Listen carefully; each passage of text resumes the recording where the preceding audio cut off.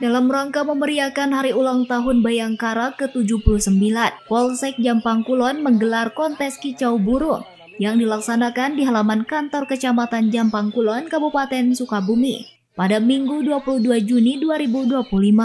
Dengan mengusung tema Polri Presisi untuk Negeri menuju Indonesia Emas, kontes kicau burung ini menjadi ajang silaturahmi dan sarana positif untuk para pencinta burung kicau yang ada di wilayah Sukabumi Selatan Pajampangan.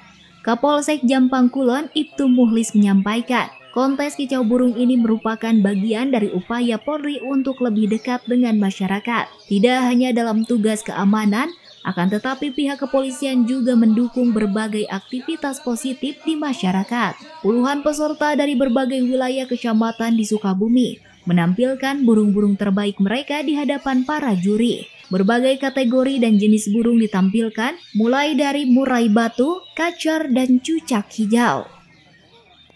Maksud kami di sini, kami bersama-sama dengan Rami Jampang Kulon, juga masyarakat, dan juga kami menjalin kebersamaan.